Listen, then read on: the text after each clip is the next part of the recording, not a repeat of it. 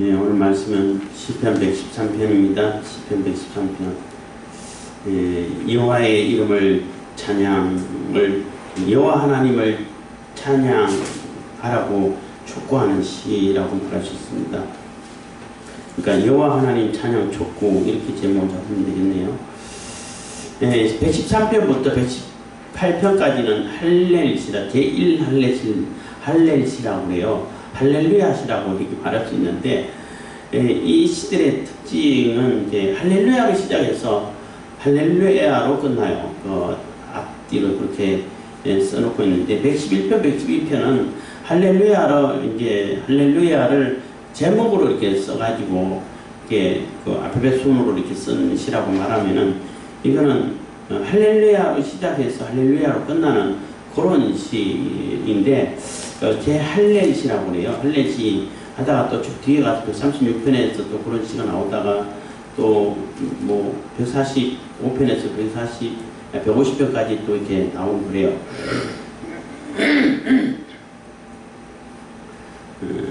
그래서 할렐시라고 그러는데, 여호와 하나님의 이름, 여호와 하나님을 찬양해야 되고, 모든 존재가 다 찬양해야 되고, 그 찬양해야 할 이유가 하나님께서 높으신 분이시지만은 낮은 데로 내려오셔서 하감하셔서 우리를 살펴봐 주시고 우리를 보살펴 주시는 분이시기 때문에 우리는 당연히 찬양해야 된다는 겁니다.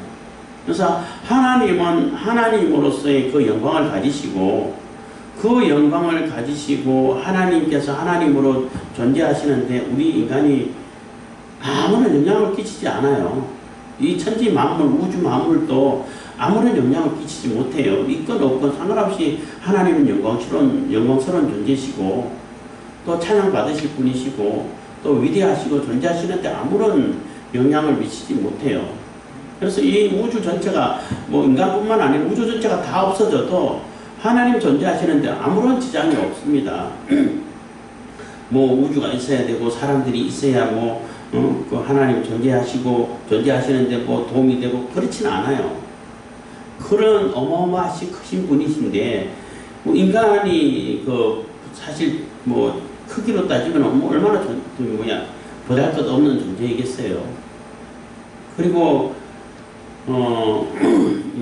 옛날 사고방식으로 따진다면은 하나님은 저 상층청 하늘에 계신 하나님이신데, 그러니까 대기권, 새들이라는 하늘, 그 대기권 1층이고 별들이 거하는 하늘 2층이고 우주죠. 그때는 우주 그렇게 크다고 생각 못했을지도 모르겠는데 어마어마하게 넓잖아요. 그 위에 3층 하늘 있어가지고 하나님이 계신다, 천사들도 거기 있고 있다 하신다 하는데, 그분이 어마어마하게 크고 넓고 멀리 계신데 그렇잖아요. 근데 그분이 그 우주에서 봐도 지구가 콩알보다 더 조만한데, 이렇게 겨자씨만 할까요? 고만한데 거기서 인간이라 그러면 보이지도 않을 텐데, 그 인간에게 스스로 낮추셔가지고 살펴봐 주시고 건져주시고 또 긍휼을 베풀어 주시고 인자를 베풀어 주시고 그 하나님이시기 때문에 얼마나 큰 감격이고 감사냐는 거죠. 그렇기 때문에 우리 인간들은 찬양할 수밖에 없다는 거예요. 인간뿐만 아니라 모든 피조물들은 찬양할 수밖에 없다는 거예요. 찬양하라는 거예요. 그래서 이제 할렐시에서 찬양을 촉구하는 그러한 내용의 시입니다.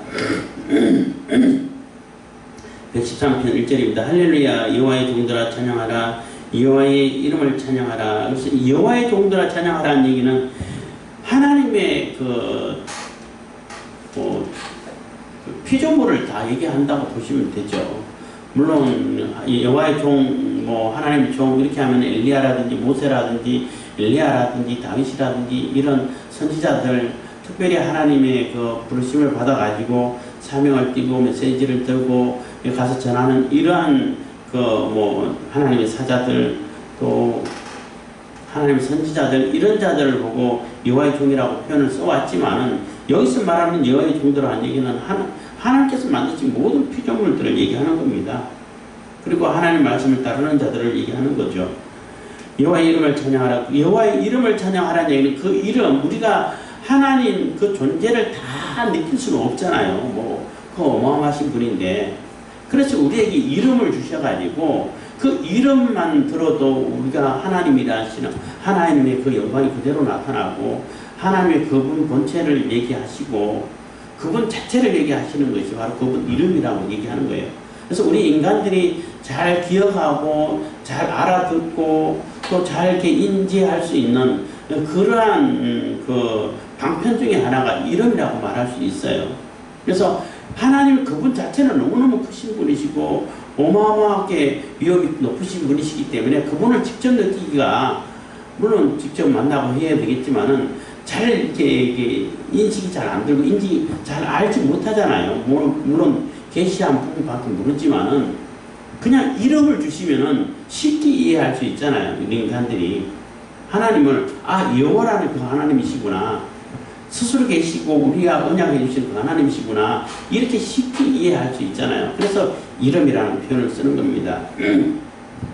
그래서 찬양하라 여호와의 이름을 찬양하라, 이제부터 영원까지 여호와의 이름을 찬양할지로다. 그래서 이제부터 영원까지라는 얘기는 한순간도 놓치지 않고 뭐 얼마 기간 동안 하고 그만해도 돼, 이게 아니라 영원히 이 영원이라는 얘기 나오면 매번마다 이제 얘기를 합니다만은, 어떤 분이 저한테 질문을 하길래 천국 가면은 영원히 찬양만 한다 그러는데 좋은 노래도 하루 이틀이고 좋은 노래도 1, 2절이지 하루 이틀이지 영원히 하고 지겨워서 어떻게 살아요? 이런 재미있는 질문을 한 적이 있어요. 그런데 제가 그렇게 대답을 한 것 같아요. 지겹다는 말 그 자체가 시간이 전제된 얘기예요. 그 시간이 전제된 용어란 말이에요. 시간이 전제 있고 시간이 흘러가는 상황에서, 시간에 적용을 받는 상황에서는 영원히 찬양한다 그러면 그거 지겨워서 할 수가 있겠어요? 그것도 좋은 노래도 1, 2절이고 하루 이틀이지 그게 되겠냐는 거죠. 근데 천국은 시간이 적용을 안 받아요. 시간을 벗어나서 시간을 초월해서 시간 자체가 적용 안 되는 그러한 세계인데, 영원이라고 하면 항상 현재예요. 현재 항상 기쁘고 항상 감격스럽고 항상 하나님 찬양하고 항상 노래하고 그 감격이 그대로 유지되는 그러한 상태가 된다는 거죠. 그렇기 때문에 전혀 걱정하지 않아도 된다는 것입니다. 그렇지만 우리 인간이 시간의 적용을 받는 우리 현 세계에서 영원히 하면 굉장히 오래된 거 되게처럼 보이죠. 그리고 영원한 영원히 끝이 없는 그런 상태를 얘기하면 굉장히 오래라고 생각하는데, 시간의 적용받는 상태에서는 오래가 맞죠. 오랜 시간을 영원이라고 하면 시간 자체가 없는 그런 상태인데, 우리가 느끼는 거는 영혼의 세계에 들어가서 느끼는 거는 하나도 안 지겹다는 거죠. 굳이 이제 비유를 든다면 전설이라든지 속담 같은 데 들으면은 친선노름에 도끼자루 쏘는지 모른다, 이호도 사나 해가지고 그 전설이 있잖아요. 잠깐 신선들이 바둑 한판 두는 걸 보고, 그리고 아유 참 잘 보시네 하고 왔는데 도끼자루가 다 쓰고 있어. 벌써 몇백 년이 걸려 있어요. 이런 것처럼 전혀 시간에 적용 안 받기 때문에 전혀 걱정할 필요는 없다는 것입니다. 그래서 모든 시간을 얘기하는 거예요. 여기서 말하면 모든 내가 살고 있는 모든 시간에 적용 안 받지만은 존재하고 있는 그 동안은 다 하나님 찬양하라는 것입니다. 한순간도 끊이지 않고 찬양해야 된다는 것입니다. 3절, 해 돋는 데서부터 해지는 데까지 여호와의 이름이 찬양을 받으시리로다. 그래서 해 돋는 데서부터 해지는 데까지라는 얘기는 전부를 얘기하는 거예요. 이 땅에 사는 모든 존재를 얘기하는 거예요. 모든 시간, 모든 존재를 얘기하는 겁니다. 옛날에는 주로 해를 기준으로 일상을 생활을 해왔기 때문에 모든 존재를 얘기하는 것입니다. 그래서 이스라엘만 아니면 유다 지파만 어떤 특정한 존재만 찬양하는 것이 아니라 모든 존재가 모든 지역에 사는 모든 곳에 있는 자들이 다 하나님을 찬양하고 그들로부터 여호와의 이름이 받으시게 된다는 것입니다. 4절입니다. 여호와는 모든 나라 위에 높으시며 그 영광은 하늘 위에 높으시도다. 그래서 여호와는 모든 나라 위에 어떤 나라를 할지라도 이 땅에 있는 어떤 나라를 할지라도 다 그들보다 높이 계시고 그들을 주관하고 계시고 그 영광은 하늘 위에 높으시도다 해서 하늘 저 높은 곳까지 우주 만물을 온 우주에까지 가득 차고 높으시다는 거죠. 그래서 여호와 하나님을 이렇게 능가할 수 있는 존재는 없는 거죠. 없어요. 어떤 나라를 할지라도 아무리 큰 나라고 제국을 이룬다 하더라도 하나님 보실 때 그거는 다 도토리 키재기밖에 안 되겠죠. 그렇잖아요. 아무리 큰 이렇게 로마 제국, 이 당시는 로마 제국이 가장 크다고 말할 수 있는데 로마 제국이 이때 있었을까? 이때는 로마 제국이 없었을 수도 있겠네요. 하여튼 바벨론, 아수르, 아무리 큰 파사, 페르시아죠. 이런 제국이 있다 할지라도 하나님 보실 때는 거기서 거기죠. 이스라엘이나 바벨론이나 파사냐, 페르시아나 다 로마나 다 똑같은 거죠. 다 비슷한 겁니다. 그렇기 때문에 하나님 모든 나라 위에 모든 이 세계에 다 뭉쳐 하나가 된다 할지라도 하나님을 능가할 수는 없다는 거예요. 그래서 여호와는 모든 나라 위에 높으시며 그 영광은 하늘 위에 높으시도다. 5절입니다. 여호와 우리 하나님과 같은 자는 누구리요? 높은 위에 앉으셨으나. 그래서 하나님과 같은 존재는 없다는 거예요. 아무리 신들이 많다고 그러는데 그 신들도 하나님 보실 때는 그 신이겠어요? 그냥 그 창조물 중에 하나 배반한 자들, 거역한 자들, 하나님은 한순간에 없애버릴 수 있는 그러한 아무것도 아닌 존재, 그런 존재밖에 안 되지요. 그 어마어마하고 높으시고 크신 그 하나님이 그 하나님과 같은 자 없다는 거죠. 누구리요? 없습니다.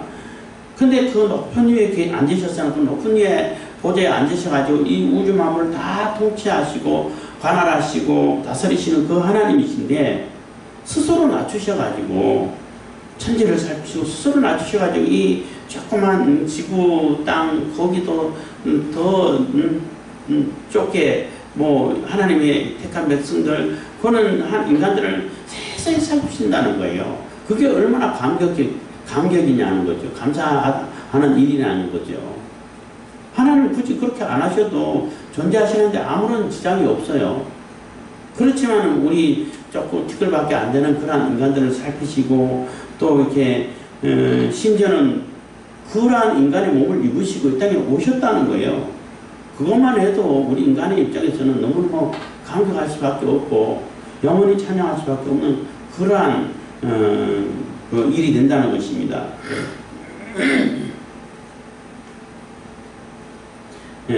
스스로 낮추사 천지를 살피시고 가난한 자를 진토에서 일으키시며 궁핍한 자를 그런 무디기에서 드셨어. 그래서 가난한 자를 진토에 일으키시고 그래서 이 땅에 사는 사람들 중에서도 이게 계급이 나눠져 가지고 신분이 그 차별이 있어서 이게 고귀한 귀족들이 있고 아주 천한 천민들이 있고 가난한 자들이 있고 부유한 자가 있고 이런 그 격차가 있죠.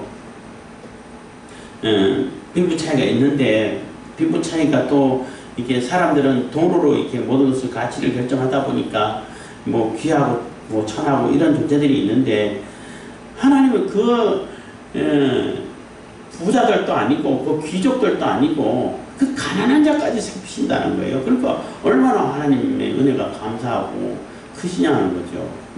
이 사람들도 그 가난한 자는 돌아보지도 않고 사람 취급도 안 하고 이러한데 하나님은 그런 사람들조차도 다 살피신다는 거예요. 그래서 그들을 가난한 자를 진토에서 일으키시며 궁핍한 자를 그런 무디기에서 드셨어. 그래서 가난한 자, 궁핍한 자 똑같은 얘기인데 그들을 다 살피셔가지고 이렇게 세워주신다는 거예요. 어떻게 세워주시냐면 방백들 그 백성의 방백들과 함께 세우시며 그래서 방백들 이게 권력자들을 얘기하는 겁니다.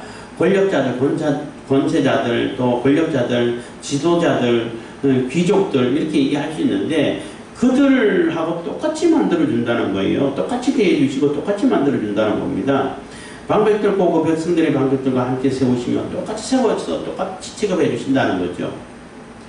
이게 그 사회주의, 공산주의 얘기가 이렇게 얘기 나올 때마다 또 하게 되는데 형태가 비슷하다고 해가지고 성경에서 공산주의, 사회주의 모습을 이렇게 비슷하게 모습한 모습들이 여러 번 나와요. 여러 군데서. 그렇지만 절대 같지가 않아요. 무슨 얘기냐면은 공산주의 또 사회주의 이런 사상을 주장하는 사람들은 모든 사람들이 다 평등하다, 다 똑같다 이렇게 얘기하는데 그 말은 맞잖아요. 맞는데 그래서 자기들이 유토피아를 이룰 수 있다, 다 이렇게 평등하고 아주 나무와 같은 세계를 이룰 수 있다 해가지고 만든 것이 공산주의인데 어떻게 됐어요? 이 사람들은 모든 자들을 다 이렇게 부자로 만들 수가 없어요. 그래서 벌써 이제 유토피아가 왔죠. 꿈의 세계가 왔죠. 근데 그렇게 못하다 보니까 부자들을 또 권력 있는 자들 다 낮춰가지고 다 거지를 만들어가지고 이게 그 평등을 이루려고 한다고요. 그러면은 그 사회가 아주 천국에 살면 되겠어요? 지옥이 되겠죠. 북한과 같은 중공 같은 그런 세계, 소련시대 하지만 지금은 북한이 유일하게 남아있다고 볼 수 있고 중공도 조금 비슷해 가는데 유일하게 북한이 남아있죠. 근데 그 북한이 사람 살만한 그런 사회가 되겠어요? 북한을 찬양하는 그 사람들도 북한 중공을 그렇게 찬양하고 지상방언이고 최고의 어쩌고 하면서 얘기하는데 그럼 그거 가서 하라 그러면 안 간대. 내가 왜 북한 가냐고. 심지어는 가는 비용 내가 다 대줄 테니까 가서 살아 이렇게 누가 이제 댓글에 올렸더라고요. 올렸는데 안 간다는 거예요. 그렇게 좋은데 왜 안 가? 너무나 앞뒤가 안 맞는 얘기죠. 그렇게 다 끄집어 내려가지고 평등을 이루려고 하다 보니까 그리고 하나님만 할 수 있는 것을 인간인 자기들이 하려고 하니까 그 되겠어요? 안 되죠. 천국이 아니라 낙원이 아니라 지옥을 만드는 거예요. 근데 하나님은 똑같은 평등을 이루고 똑같이 취급을 해주시는데 그 가난한 자, 풍부한 자를 끌어올려서 다 부자로 만들고 권력자를 만들어가지고 권력자들하고 똑같이 만들어주고 똑같이 대해주겠다는 거예요. 그건 하나님밖에 할 수밖에 없어. 할 수 있는 존재는 하나님밖에 없어요. 그게 달라요. 형태가 비슷하다고 해가지고 똑같다 그러면 안 돼요. 천국과 지옥의 차이예요. 그렇기 때문에 성경에서 말하는 평탄 작업이라든지 평등을 얘기하고 하나님께서 똑같이 취급해주고 하는 것은 우리를 굉장히 높이셔가지고 굉장히 존귀한 존재로 만들어가지고 똑같이 취급해 주신다는 것이지 다 거지 만들어가지고 성품으로 쓰지 않는다는 겁니다.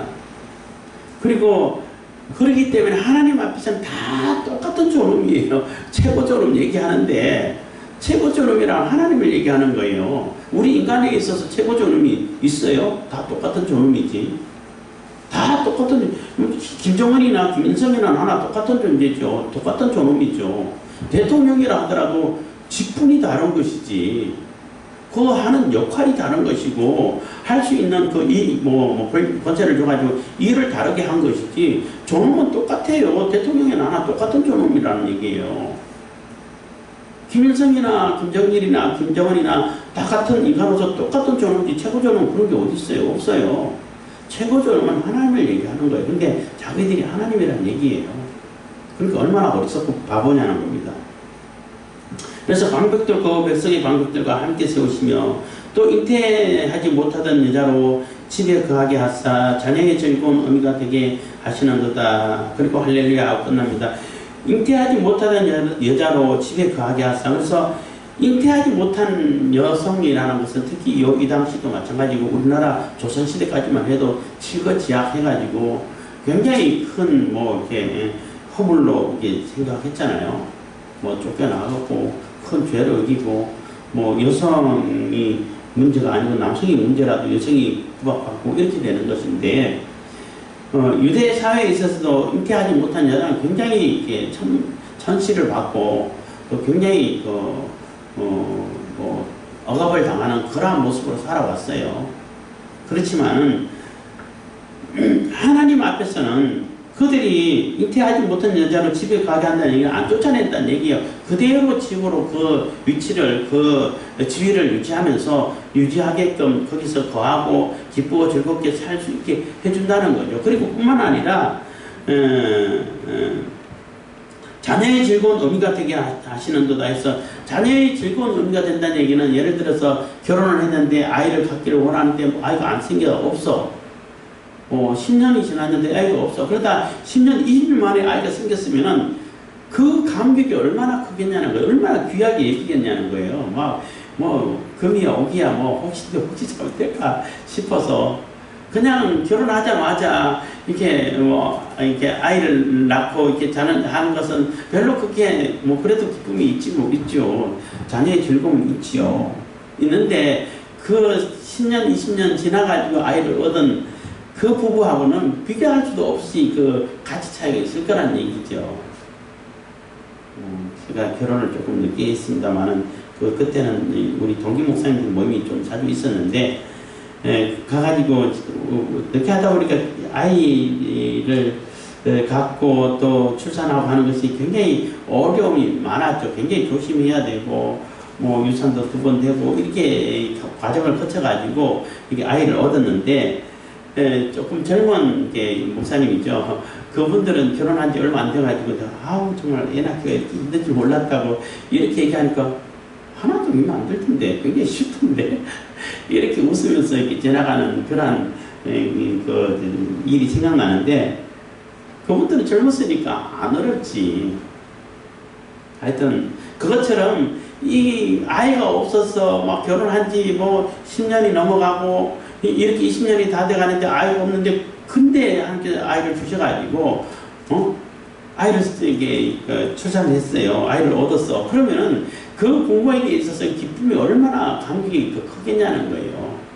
그것처럼 감격스럽게 만들어주고, 자녀가 없이 구박당하면서 어려움 당하면서 그냥 죄인처럼 이렇게 살게 하지 않겠다는 거예요. 하나님은 우리에게 최고의 기쁨을 주시겠다는 겁니다. 그게 이제 기쁨의 기쁨이 되겠죠.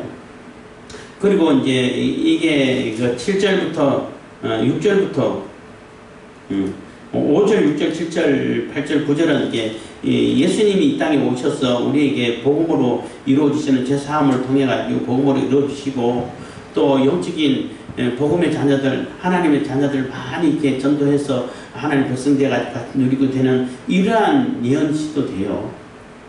그것이 이제 지금 현실적으로 이루어져 가고 있는데, 이 시에서는 그러한 하나님께서 우리에게 보잘것도 없고 아무것도 아니고 티끌과 같은 그러한 존재임에도 불구하고 우리에게 최고의 기쁨과 최고의 신분과 최고의 감사, 기쁨을 주시겠다는 거예요. 감격을 주시겠다는 거예요. 그렇게 해서 하나님을 찬양하겠다는 거죠. 그래서 하나님을 찬양하는 존재,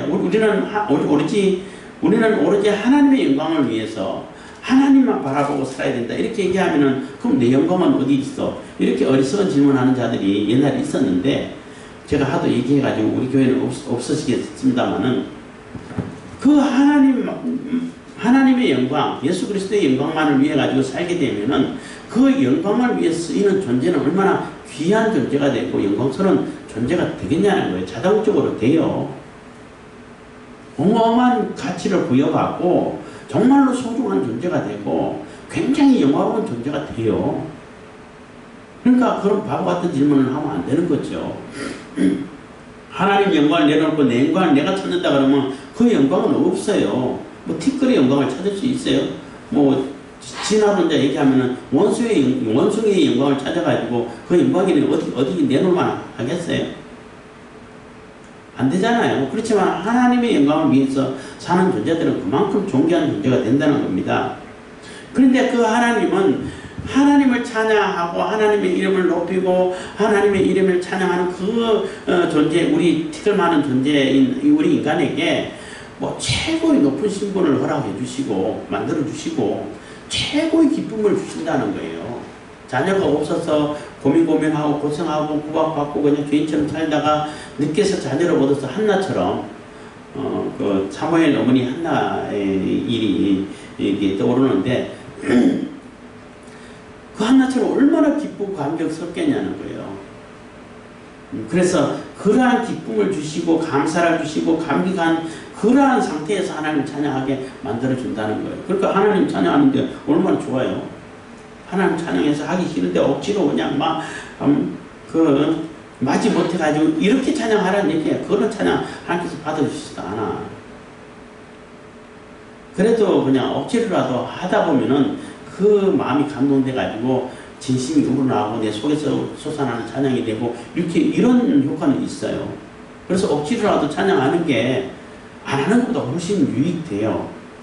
그렇지만 그 억지로 마지 못해서 싫은데 겨우겨우 하는 그런 찬양은 하나님께서 기뻐하지 않으셔요. 그렇지만은 그게 계기가 돼가지고 내가 진심으로 솟아나는 찬양을 드릴 수 있게 되는 계기는 만들어줄 수 있어요. 다 그런 건 아니지만은 그럴 경우들이 종종 있어요. 그렇기 때문에 억지로라도 찬양하는 것이 내게 큰 유익이 돼요. 억지로라도 찬양하세요. 그렇지만 하나님은 그 억지로 찬양받는 그 찬양을 받으시는 것이 아니라 그 속에서 기쁨이 넘치고 감격이 넘치고 막 이런 주체를 못해서 하나님 앞에 찬양하고 감사하고 이런 것을 받으신다는 거예요. 그렇게 만들어 주시겠다는 거죠. 근데 그렇게 만들어 주신 존재는 하나님밖에 없죠. 그렇기 때문에 할렐루야 할렐루야 해서 이 할렐루야 시가 되는 겁니다. 그래서 하나님을 찬양하고 하나님의 이름을 높이고 하는 그러한 시간이 13편이 되는 것인데 우리도 하나님을 늘 찬양하고 하나님을 또 이렇게 찬양하는 우리를 높여주시고 또 기쁨과 감격으로 감격이 넘치도록 해주신다고 약속하셨기 때문에 그 약속을 믿고 늘 찬양하고 찬양이 넘치는 그런 삶을 살 수 있기를 바라겠습니다. 기도하겠습니다. 사랑해 주시면 감사합니다. 이 시간에도